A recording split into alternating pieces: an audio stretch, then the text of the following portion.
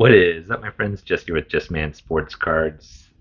Just watched one of the best YouTube videos on grading older cards to PSA and their current grading standards and how those standards have changed. PSA really won't admit to that their standards have changed. Everyone believes it. But I'm going to flip it around here, and it's John English Vintage Sports and Cards does the video. We'll just watch part of the video. Kind of the best thing. What happened with them is they sent in a bunch of like perfectly vending card machines of old football cards, and they just got hammered. They got a bunch of sixes, but they've been grading for a long time. They thought the cards were just fine. So then what they went out and did, and you'll see in the video, is they went and bought a bunch of old PSA 8s from the same set, sent them back into PSA, cracked them, sent those old grades back into PSA to see what they would grade to now, and the results are pretty mind-blowing. Excellent job. If you watch, I'll put a link down to the full video in the notes. If you do watch all the way to the end, I recommend it. He goes on a little bit of a rant at the end. He does say that you get charged for min size when they send the card back. That is not true. I've got plenty of cards back min size. They do not charge you the grading fee. They just simply send you the card back and it says min size. What they will charge you for is if they call it evidence of trimming. So then the card's like really short. I've had a couple of those, probably 3 or 4. It seems to be with certain sets. I don't believe the cards that I've sent in have been trimmed, but if they deem it evidence of trimming, they do the full grading charge. Min size, they do not charge you. But that's one correction in the video. The rest is fantastic, and definitely check out their channel and give this some support so it gets out there better, and then hopefully PSA can give us a response. And my contention is that the earlier grades are anywhere from 1 to 3 higher than what people are getting today. And to prove that point, I went out and spent basically $1,000 plus grading fees on these higher cards, and I will show you my cards after we get this done. But so to the point, we'll just go card by card. All right, so Bobby Watkins, he came back a 6. He was a 6 originally, came back a 6. Tom Scott came back a 6. He was originally an 8. Don Henrik came back a 7. Kenny Kuntz came back a 5. I had 2 Gordy Soltau. One was a 7. One came back a 6. They were both grade 8. Dražnović dropped 4 grades.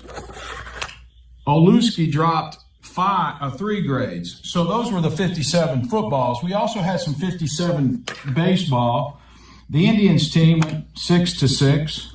Bob Speak dropped a grade. Barclay dropped 2 grades.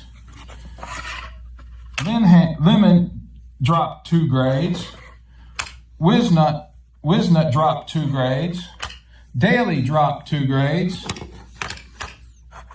He dropped 3 grades. Arroyo dropped 1 grade. Pisoni dropped 1 grade. Another Pisoni dropped 1 grade, and Duke Moss stayed the same. So then we had 59s basically in the same fine. Blackburn stayed the same. Del Crandall dropped 2. Jerry Staley dropped 3. Bobby dropped 2. Art Fowler dropped 2. Gene Schneider dropped 1. And Wally Moon dropped 3. So as you can see, my contention that with the PSA grading, today's standards are graded at a much higher standards than what was graded in the past. As you can see these labels, and of course you can see these are all sent in, and these are all what we broke out, and there's no funny business going on as the SKU numbers are consecutive. Also, too, I'm going to now lay out what my cards look like against the old cards, and you can see. But again, my contention is that if PSA has changed the standards, they should have started the new registry, because my new 6s versus these old 8s, they don't mean anything anymore. So again, let me show you what my cards look like compared to these cards. Okay, so we're back, and what I've done is I've laid out my cards that are, you can see the SKU number, the 735, and then it goes in some order of just, but the other ones are 296, 114, mine's 101. Anyway, so to my point, so Bobby Watkins was 6, mine was a 6. Look how much centered this is compared to this one. All right, we'll take that one for granted. I don't really know what the reasoning is there. And of course, you could talk about backs. Well, we can look at backs. I mean, that back is pretty well square. This back is miscut, and they graded it a 6. I don't really understand that grading. Much better back than his. But anyway, then Tom Scott went from an 8 to a 6, and my 7 is much better centered. As you can see, all of these were the most centered 57s and the nicest surfaces and corners that I've seen in a long time. Well, they originally had this one at 8. Now it's a 6, and I have to sell my 7 to an old 8, which makes no sense to me. I mean, this card should be an 8 or a 9. There's no question about that. In the old grading standards, probably a 9. Let's look at the back. Very close, pretty decent back. The next one went from an 8 to a 7. And again, my card, they're both fairly well centered, but again, looking at the backs, no top at all. They graded it a 7 from an 8. Mine was an 8. Before early standards, most of these cards are going to be 9s, as 8s or 9s, as you can see.